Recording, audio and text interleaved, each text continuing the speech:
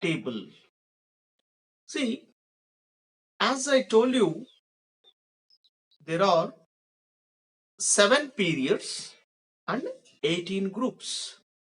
7 periods and 18 groups, right? So you can observe there in the first group, hydrogen, lithium, sodium and potassium. So if they are arranged in the first group means, see, the valency of these elements are 1. Valency is 1. If the elements are arranged in the second group means the elements valency is 2. If the elements are arranged in the third group means the valency of these elements are 3. Like this it continues, right? Okay then. See, in the same way, if you come across the periods, the 7 periods, the first period elements having the one shell, only one shell. The second period elements having 2 shells. Third period elements having 3 shells. This we have been discussed in our earlier classes, isn't it? Right. So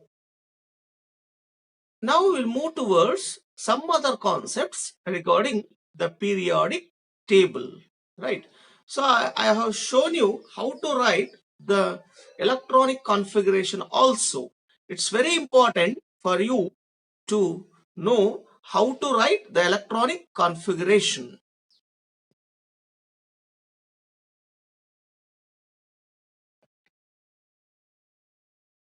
Okay, now we will move towards the new concept of regarding the periodic table, that is the atomic size.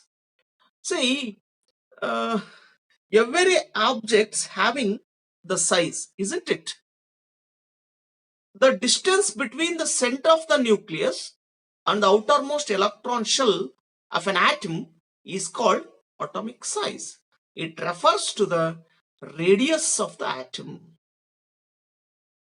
See, dear students, you just watch this diagram. See, there is a atom, right? At the center, we have a nucleus. How many shells are there in this diagram? Shell number 1, 2, 3 shells are there, isn't it? There are 3 shells in the atom. Okay, at the center we find the nucleus. See, atomic size refers that this is the distance between nucleus and the outermost shell, right? Have seen the arrow mark there in between the nucleus and the outermost shell. This is called atomic size, or you can call atomic radius also, right? ಹಾಗಾದ್ರೆ ಒಂದು atomic size ಅಂದ್ರೆ ಏನಂತ ಹೇಳ್ತೀವಿ? It is the distance between nucleus and the outermost shell. That is called atomic size, or you may call atomic radius. All the elements having their atomic sizes, right? Okay. Okay then. How this atomic size varies? Of course, different atoms having their different atomic sizes, right? ಅದನ್ನ ನಾವು picometer ಅಲ್ಲಿ ಅಳತೆ ಮಾಡಿ. It can be measured in picometer. Okay. Atomic size decreases as we move from left to right along a period. What it tells?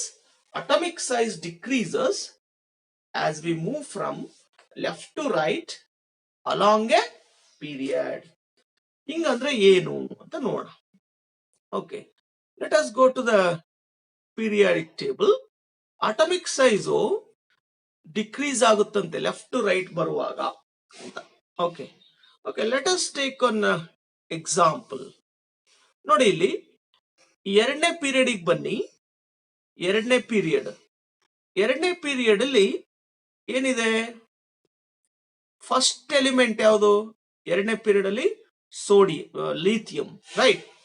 Lithium ಆದ್ಮೇಲೆ beryllium, boron, carbon, nitrogen, oxygen, fluorine, and neon. Okay, lithium having the atomic size bigger than the beryllium. What actually the statement shows? If you go from left to right in a periodic table along a period, atomic size decreases. ಅಂದ್ರೆ ಇಲ್ಲಿ ಏನ್ ಹೇಳುತ್ತೆ, lithium atomic size ದೊಡ್ಡ ಇರುತ್ತೆ ಯಾವುದಕ್ಕಿಂತ, ಬೆರ್ಲಿಯಂಗಿಂತ. ಬೆರ್ಲಿಯಂನ atomic size ದೊಡ್ಡದಿರುತ್ತೆ ಯಾವುದಕ್ಕಿಂತ, ಬೋರಾನ್ಗಿಂತ.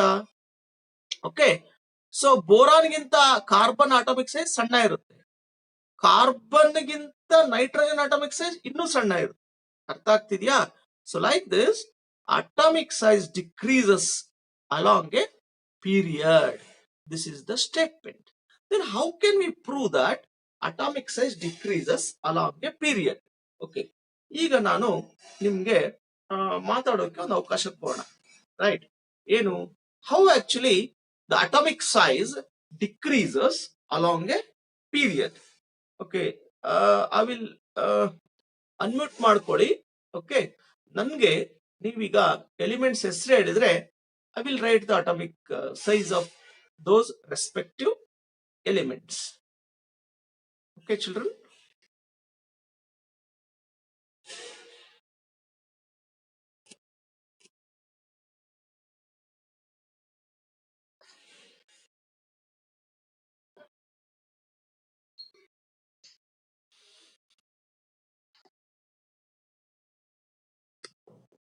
ಮೌನ ಗೌರಿ. ಸೆಕೆಂಡ್ ಪೀರಿಯಡ್ ಅಲ್ಲಿ ಇದ್ದಂತ ಫಸ್ಟ್ ಎಲಿಮೆಂಟ್ ಯಾವ್ದಮ್ಮ? ಲಿಥಿಯಂ ಅಲ್ವಾ? Okay, I am going to write here lithium. Right, okay okay. Lithium atomic number ಎಷ್ಟಮ್ಮ? 3. Lithium atomic number is 3. Right. Okay.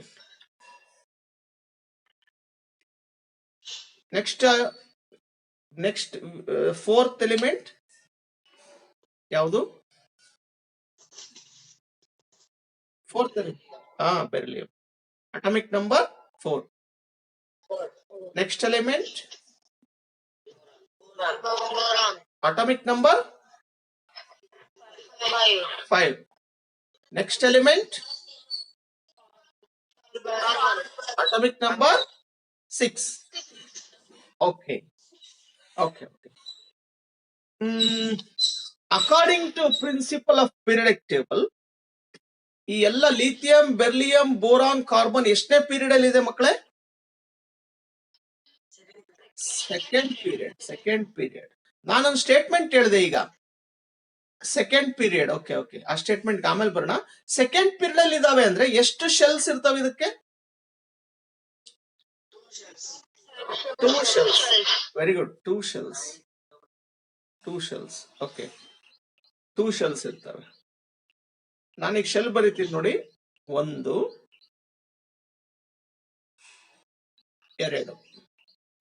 ಇದಕ್ಕೂ 2 shells ಇರ್ತಾವ. ಬೆರ್ಲಿಯಂಗೆ 2 shells. ಬೋರಾನಿಗೆ 2 shells. ಕಾರ್ಬನ್ನಿಗೆ 2 shells. ಹೌದಾ? ಓಕೆ. ನಾನು ಚಿತ್ರ ಬರೆದ್ರಲ್ಲ, ಏನಾರು ವ್ಯತ್ಯಾಸ ಕಾಣ್ತಿದೆ ನಿಮಗೆ? ಏನಿಲ್ವಾ? Size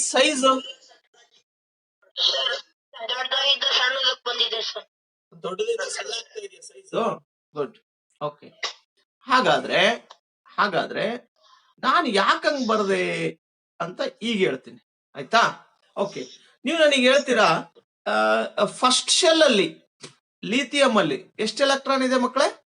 first shell 1:2s. ಅದನ್ನ ಹೇಳ್ಬೇಕು. 1:2s1 ತಾನೆ. ಫಸ್ಟ್ ಶೆಲ್ ಅಲ್ಲಿ ಎಷ್ಟು electron? 2 electrons. Right, 1, 2. Second shell ಅಲ್ಲಿ 1 electron. ಸೆಕೆಂಡ್ ಶೆಲ್ 1 electron ಅಲ್ವಾ? Right, okay. ಈಗ ಬೆರ್ಲಿಯಂ ಅಲ್ಲಿ 4 ಎಲೆಕ್ಟ್ರಾನ್ ಇದೆ. ಸೊ ಫಸ್ಟ್ ಶೆಲ್ ಅಲ್ಲಿ ಎಷ್ಟು ಎಲೆಕ್ಟ್ರಾನ್ ಬೆರ್ಲಿಯಂ ಅಲ್ಲಿ? 2. ಸೆಕೆಂಡ್ ಶೆಲ್ ಅಲ್ಲಿ 2. ಉಳಿದಿದ್ದು ಸೆಕೆಂಡ್ ಶೆಲ್ ಅಲ್ಲಿ ಇರುತ್ತಲ್ವಾ? ಓಕೆ. ಈಗ ಬೋರಾನ್ ಅಲ್ಲಿ ಫಸ್ಟ್ ಶೆಲ್ ಅಲ್ಲಿ 2, ಸೆಕೆಂಡ್ ಶೆಲ್ ಅಲ್ಲಿ 3. ಕಾರ್ಬನ್ ಅಲ್ಲಿ ಫಸ್ಟ್ ಶೆಲ್ ಅಲ್ಲಿ 2, ಸೆಕೆಂಡ್ ಶೆಲ್ ಅಲ್ಲಿ 4. ಅರ್ಥ ಆಯ್ತಾ? Okay. Number of electrons left to right ಹೋಗ್ತಾ ಏನಾಗ್ತಾ ಇದೆ ಮಕ್ಕಳೇ? ನಂಬರ್ ಆಫ್ ಎಲೆಕ್ಟ್ರಾನ್ಸ್ ಜಾಸ್ತಿ ಆಗ್ತಿದೆ ಅಲ್ವಾ? ರೈಟ್. ಈಗ ನಾನು ನಿಮ್ಗೊಂದು ಪ್ರಶ್ನೆ ಕೇಳ್ತೀನಿ. ನ್ಯೂಕ್ಲಿಯಸ್ ಸೆಂಟ್ರಲ್ ಇದೆ ಅಲ್ವಾ? ನ್ಯೂಕ್ಲಿಯಸ್ ಎಲ್ಲಿದೆ ಮಕ್ಕಳೇ? ಸೆಂಟ್ರಲ್ ಇದೆ. ರೈಟ್. ಓಕೆ. ಹಾಗಾದ್ರೆ ನ್ಯೂಕ್ಲಿಯಸ್ ಯಾವ ಚಾರ್ಜ್ ಅನ್ನ ಹೊಂದಿರುತ್ತೆ ನಮ್ಗೆಲ್ಲ ಗೊತ್ತಿರೋ ಹಾಗೆ ಪ್ಲಸ್ ಚಾರ್ಜ್. ನ್ಯೂಟ್ರಲ್ ಏನಾಗುತ್ತೆ? ಪ್ರೋಟಾನ್ಸ್ ಮತ್ತೆ ನ್ಯೂಟ್ರಾನ್ಸ್ ಇರುತ್ತೆ ನ್ಯೂಕ್ಲಿಯಸ್ ಅಲ್ಲಿ. ನ್ಯೂಟ್ರಲ್ ಇರುತ್ತೆ, but proton having plus charge ಅಲ್ವಾ? ಅದಕ್ಕೆ ನ್ಯೂಕ್ಲಿಯಸ್ ಯಾವಾಗ್ಲೂ ಯಾವ ಚಾರ್ಜ್ ಹೊಂದಿರುತ್ತೆ? Nucleus plus positive. ಹಂಗಾದ್ರೆ ಎಲೆಕ್ಟ್ರಾನ್ ಯಾವ ಚಾರ್ಜ್ ಹೊಂದಿರುತ್ತೆ ಮಕ್ಕಳೇ? Very good. ಯಾವ charge? Minus. Electrons having minus charge. ಹೌದಾ? ಇಲ್ಲ ಐತ್ ನೋಡಿ. ಓಕೆ. ನಿಮಗೆ ಗೊತ್ತಿರೋ ಹಾಗೆ ಪ್ಲಸ್ ಮೈನಸ್ ಏನಾಗುತ್ತೆ? ಅಟ್ರಾಕ್ಟ್ ಆಗುತ್ತಾ ರಿಪಲ್ ಆಗುತ್ತಾ? ಅಟ್ರಾಕ್ಟ್ ಆಗುತ್ತೆ. Opposite charges attract each other. ಹೇಳಿ ನೋಡ. Opposite charges attract each other. ಹಾಗಾದ್ರೆ yes like charges repel. Opposite charges they are going to attract each other. ಹಾಗಾದ್ರೆ ಎಲ್ಲಾ ಎಲಿಮೆಂಟ್ಸ್ ಅಲ್ಲೂ ನ್ಯೂಕ್ಲಿಯಸ್ ಪ್ಲಸ್ ಚಾರ್ಜ್. ಹೌದಾ? Electrons minus charge. ರೈಟ್. ಈಗ ನೋಡಿ, ಈಗ ಪ್ಲಸ್ ಚಾರ್ಜ್ ಎಲೆಕ್ಟ್ರಾನ್ಸ್ ಲಿಥಿಯಂ ಅಲ್ಲಿ 3 ಇದಾವೆ. ಅರ್ಥ ಆಗ್ತಿದ್ಯಾ? ಓಕೆ. ಹಾಗಾದ್ರೆ ಬೆರ್ಲಿಯಂ ಅಲ್ಲಿ 4 ಇದಾವೆ, ಬೋರಾನ್ ಅಲ್ಲಿ 5 ಇದಾವೆ, ಕಾರ್ಬನ್ ಅಲ್ಲಿ ವಿ ಹ್ಯಾವ್ 6 ಎಲೆಕ್ಟ್ರಾನ್ಸ್. ಈಗ ಫೋರ್ಸ್ ಆಫ್ ಅಟ್ರಾಕ್ಷನ್ ಲಿಥಿಯಂ ಅಲ್ಲಿ ಜಾಸ್ತಿ ಇರುತ್ತೋ ಕಾರ್ಬನ್ ಅಲ್ಲಿ ಜಾಸ್ತಿ ಇರುತ್ತೋ? ಪ್ಲಸ್ಗೂ ಮೈನಸ್ಗೂ ಫೋರ್ಸ್ ಆಫ್ ಅಟ್ರಾಕ್ಷನ್ ಯಾವ್ದಕ್ ಜಾಸ್ತಿ ಇರುತ್ತೆ? ಯಾವ್ದ್ರಲ್ಲಿ ಜಾಸ್ತಿ ಇರುತ್ತೆ?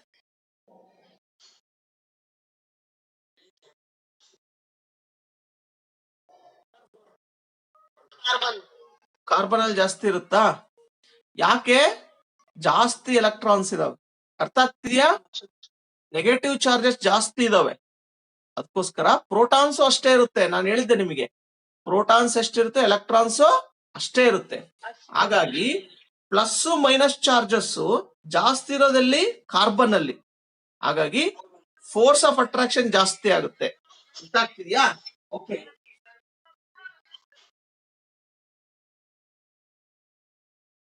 ಯಾವಾಗ ಫೋರ್ಸ್ ಆಫ್ ಅಟ್ರಾಕ್ಷನ್ ಜಾಸ್ತಿ ಆಗುತ್ತೋ ಸೈಜ್ ಏನಾಗುತ್ತೆ ಪ್ರಶಾಂತ್?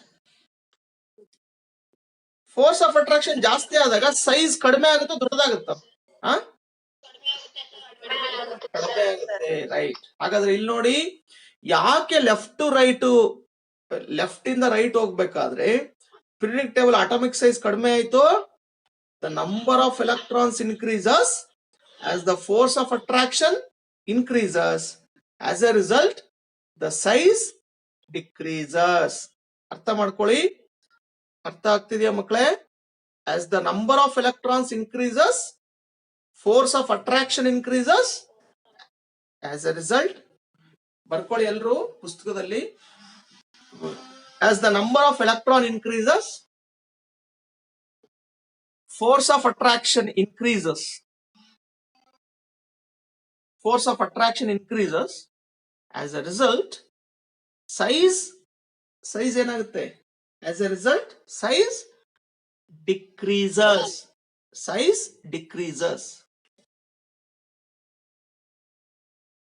ಆಟಮಿಕ್ ಸೈಜ್ ಏನಾಗಿದೆ, ಲೆಫ್ಟ್ ಟು ರೈಟ್ ಬರುವಾಗ ಪಿರಿಯಡಿಕ್ ಟೇಬಲ್ ಕಡಿಮೆ ಆಗಿದೆ. ಈಗ ನೀವ್ ಹೇಳಿ, ಆಟಮಿಕ್ ಸೈಜು ಲಿಥಿಯಂದು ದೊಡ್ಡದಿದೆಯೋ ಕಾರ್ಬನ್ ದೊಡ್ಡದಿದೆಯೋ? ಲಿಥಿಯಂ. Very good. ಓಕೆ. ಬೆರ್ಲಿಯಂದು ದೊಡ್ಡದಿದೆಯೋ ಬೋರಾನ್ ದೊಡ್ಡದಿದೆಯೋ? ಓಕೆ. ಬೋರಾನ್ ದೊಡ್ಡದಿದೆಯೋ ಕಾರ್ಬನ್ ದೊಡ್ಡದಿದೆಯೋ? ಬೋರಾನ್. ಗುಡ್. ಅರ್ಥ ಆಗ್ತಿದ್ಯಾ? ಕಾರ್ಬನ್ ಇಂದ ನೆಕ್ಸ್ಟ್ ಎಲಿಮೆಂಟ್ ಯಾವುದು? ಕಾರ್ಬನ್ ಇಂದ next element nitrogen size carbon ಗಿನ ಸಣ್ಣದಿರುತ್ತಾ ದೊಡ್ಡದಿರುತ್ತಾ? Very good, very good. ಹಾಗಾದ್ರೆ ಒಂದು ಸ್ಟೇಟ್ಮೆಂಟ್ ಹೇಳ್ತೀನಿ. Now I will tell one statement. As you go from left to right in a modern periodic table, atomic size decreases. Will you agree with me? Yes, sir. Will you go left to right in a modern periodic table, atomic size decreases. ಅರ್ಥ ಆಗ್ತಿದ್ಯಾ? Yes. ಯಾಕೆ? Give reason. ಪರೀಕ್ಷೆಯಲ್ಲಿ ಪ್ರಶ್ನೆ ಕೇಳ್ತಾನೆ, give reason. Lithium having bigger size than beryllium ಅಂತ. ಲೋಹಿತ್ ಏನ್ ಹೇಳ್ತೀಯ ಅವಾಗ? Give reason. Lithium atomic size is bigger than beryllium ಅಂತ ಒಂದು ಪ್ರಶ್ನೆ ಕೇಳ್ತಾನೆ. ಆವಾಗ ನೀವೇನ್ ಆನ್ಸರ್ ಬರೀತೀಯ Lohith?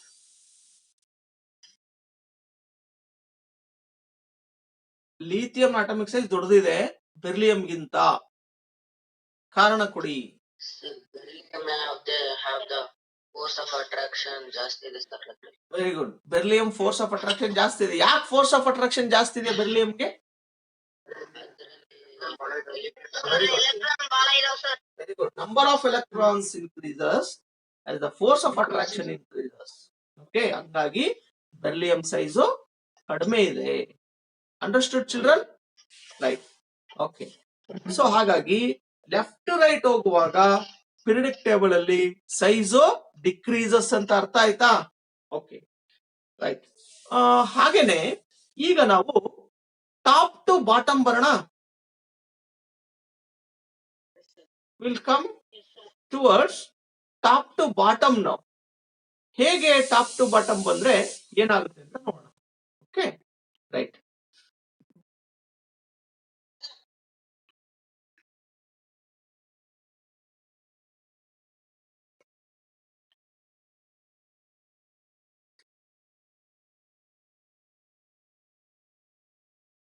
Okay, Mounagowri,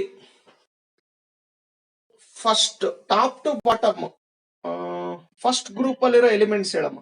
first group ಅಲ್ಲಿ ಯಾವ್ದಿದೆ? ಹೈಡ್ರೋಜನ್. Very good, hydrogen. ಅದ್ರ ಕೆಳಗೆ ಲಿಥಿಯಂ. ಅದ್ರ ಕೆಳಗೆ ಸೋಡಿಯಂ. ಓಕೆ, ಓಕೆ, ಸಾಕು. ಇದು ಬೋರ್ಡ್ ಸಣ್ಣ ಇದೆ ಇದು, ಹಂಗಾಗಿ. ಓಕೆ, ಈಗ ನೀವ್ ಹೇಳಿದ ಪ್ರಕಾರ ನಿಮಗೆ ಗೊತ್ತಿದೆ already. First group, first hydrogen belongs to first period ಅಲ್ವಾ? ಪೀರಿಯಡ್ ನಂಬರ್ 1 ತಾನೆ ಹೈಡ್ರೋಜನ್ದು, ಹೌದಾ ಇಲ್ಲ? Period number 1 hydrogen having period number 1, right? Okay. Lithium period number 2, sodium period number 3, ಹೌದಾ? ಆಮೇಲೆ ಈಗ ಒಂದು ಪೀರಿಯಡ್ ಇದೆ ಅಂದ್ರೆ ಎಷ್ಟು ಶೆಲ್ ಇರುತ್ತೆ ಹೈಡ್ರೋಜನ್ಗೆ? ಒಂದೇ ಶೆಲ್ ಅಲ್ವಾ? 1 period means only 1 shell. Lithium belongs to second period means how many shells? 2 shells. Very good. Sodium belongs to third shell means how many shells? 3 shells. Very good. 3 shells. Okay. ಈಗ ಶರತ್, size ಏನಾಗ್ತಾ ಇದೆ? ಹೈಡ್ರೋಜನ್ಗೂ ಲಿಥಿಯಂಗೂ ಸೋಡಿಯಂಗೂ ಷರತ್ ಹೇಳು. ಷರತ್ತು ಗಟ್ಟಿ ಹೇಳು. Increase ಆಗ್ತಾ ಇದೆ. ಮೌನಗೌರಿ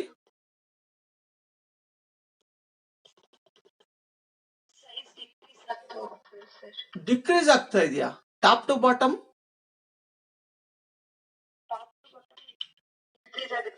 increase ಆಗ್ತಾ ಇದೆ. ಹಾಗಾದ್ರೆ ನನಗೆ ಹೇಳು, ಲಿಥಿಯಂ ಸೈಜ್ ದೊಡ್ಡದೋ ಸೋಡಿಯಂ ಸೈಜ್ ದೊಡ್ಡದೋ? ಸೋಡಿಯಂ. Very good. ಹಾಗಾದ್ರೆ ಯಾರು ಪ್ರಶಾಂತ್ ಆಗ್ಲಿ ಯಾರಾಗ್ಲಿ Saifuddin anybody, can you give me the reason why that size has been increasing if you go from top to bottom in a periodic table? ಏನಪ್ಪ? Electrons ನಾನು ಹೇಳೇ ಇಲ್ಲ ಅಲ್ಲಿ. ಎಲೆಕ್ಟ್ರಾನ್ಸ್ ಜಾಸ್ತಿ ಆದ್ರೆ ಸೈಜ್ ಕಡಿಮೆ ಆಗಿತ್ತು.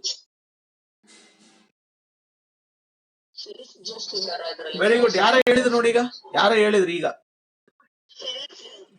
ಶೆಲ್ಸ್ ಜಾಸ್ತಿ ಆಗ್ತಾ ಇದೆ. ಅರ್ಥ ಆಗ್ತಿದ್ಯಾ? ನಂಬರ್ ಆಫ್ ಶೆಲ್ಸ್ ಜಾಸ್ತಿ ಆಗ್ತಾ ಇಲ್ವಾ? ಹೌದಾ ಮಕ್ಕಳೇ? I told you, if the number of shells increases, the size of the atom also increases. Size ಹೆಂಗ್ ಮಾಡ್ತೀವಿ ನಾವು? ನ್ಯೂಕ್ಲಿಯಸ್ ಮತ್ತೆ ಔಟರ್ ಮೋಸ್ಟ್ ಶೆಲ್ ತಾನೆ ಫಸ್ಟ್ ಗೆ ಹೇಳಿದ್ದೆ ನಿಮಗೆ. ನ್ಯೂಕ್ಲಿಯಸ್ ಮತ್ತೆ ಔಟರ್ ಮೋಸ್ಟ್ ಶೆಲ್ ಗಿರೋ ಡಿಸ್ಟೆನ್ಸ್ ಸೈಜ್ ಅಂತ ಕರಿತೀವಿ. ಹೌದಾ? Are you getting this? Atomic size refers that it is the distance between nucleus and the outermost shell, isn't it? ಅವಾಗ ಶೆಲ್ ನಂಬರ್ ಜಾಸ್ತಿ ಆಗ್ತಾ ಹೋದಂಗೆ ಸೈಜ್ ಕೂಡ ದೊಡ್ಡ ಆಗುತ್ತೆ ತಾನೆ, isn't it? Okay, so that's why if you come down in the periodic table, the atomic size goes on increasing. The reason is new shells are added. Reason ಏನು? added ಅಥವಾ number of cells increases. ಪರೀಕ್ಷೆಯಲ್ಲಿ ಪ್ರಶ್ನೆ ಕೇಳ್ತಾನೆ, give reason atomic size increases if you go from top to bottom in a periodic table ಅಂತ ಕೇಳಿದಾಗ, yes, new shells are added ಅಂತ ಬರೀಬೇಕು. Okay, new shells are added. As a result the size of the atom increases. Understood children? ಹಾಗಾದ್ರೆ ನಾವೀಗ ಮತ್ತೆ periodic table ಗೆ ಬರೋಣ, right? So that you come to know that how the size has been increasing and decreasing, where actually size has been increasing and decreasing in the periodic table. Okay.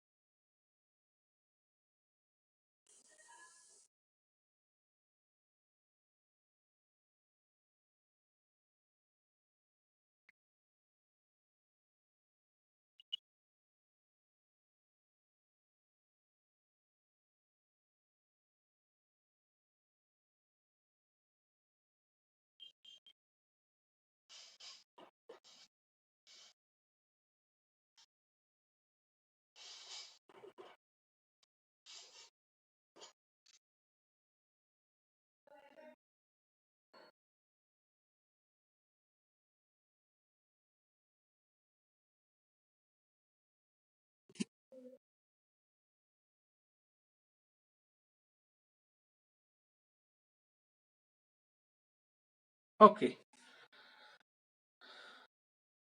All of you observe children here.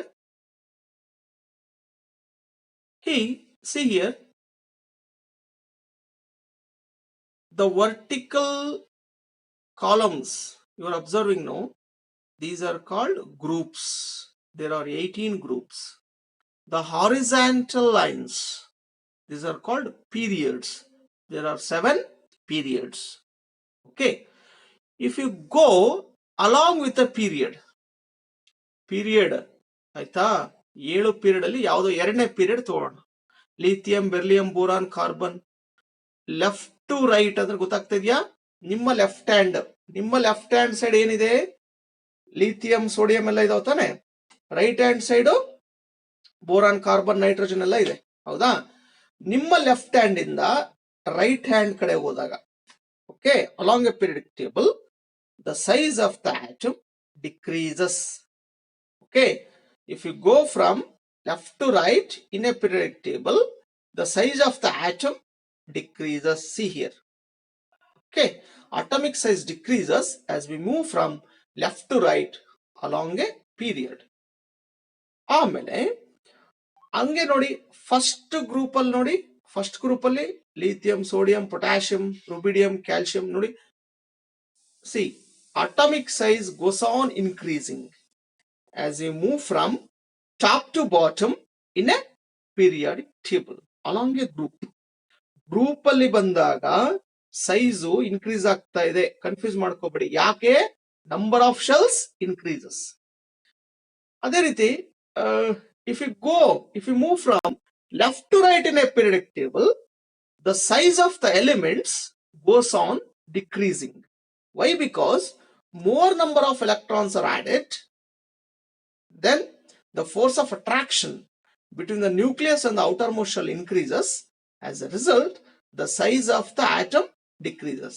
Of course, if you move from top to bottom, the number of electron increases. But the thing is, number of shells also increases, right? Since we know that the distance can be calculated by measuring the distance between nucleus and its outermost shell. When the outermost shell, since the number of cells have been increasing, it's understood that as the number of shells increases, obviously the size also increases. Okay, so see here, electrons added to the same shell, say lithium, beryllium, boron, again in the periodic table the size is decreasing. Okay, if the atomic size increases as we go down a group. As we go